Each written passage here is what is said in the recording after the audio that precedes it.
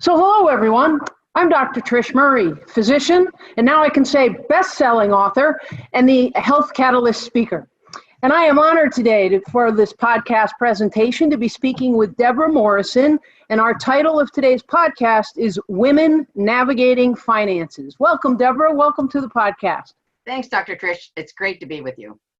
Thanks so much. And what I'm going to do is go ahead and read your bio for folks so they can get a sense of your background, and then we'll get right into the conversation. So folks, Deborah Morrison uses her wisdom gleaned from 42 years experience as a fiduciary financial planner and money manager to coach women to take responsibility to ensure their money lasts longer than they do. Her 2019 TEDx speech was entitled, Feel the Financial Fear and Do It Anyway. She uses everyday analogies, humor, and outside-the-box strategies to save women time, angst, and money so they can live fulfilled lives and leave rich legacies. Deborah is a certified grief coach, having authored her Amazon bestseller, My Husband Died, Now What? A Widow's Guide to Grief Recovery and Smart Financial Decisions. She's, quote, the expect the unexpected speaker, having spoken internationally to empower folks about their money, particularly regarding retirement planning. She golfs and scuba dives in her spare time, and Deborah can be reached at team@womennavigatingfinances.com, or also by dialing, and I'll give you the number, folks, it's 973-706-8924, and of course we'll come back to all that information in a little bit. So Deborah, that's an amazing background, and you've done a TEDx speech and you speak internationally.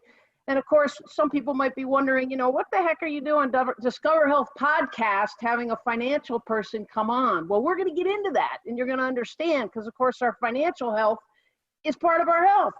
But Deb, the first question I love to ask everyone I interview is, we all have our journey. So what brought you? How did you get to the way you're being of service for folks today?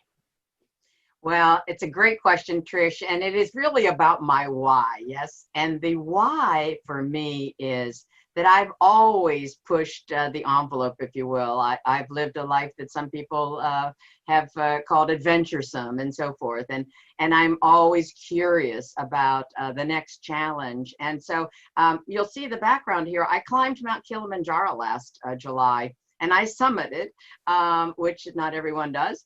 And that experience was really telltale for me because it kind of coalesced a lot of my life experiences towards the focus upon good navigation, because I had a guide that had taken hikers up Mount Kilimanjaro, which is the highest peak in Africa. And you can see just shy of 20,000 feet, 19,341 feet.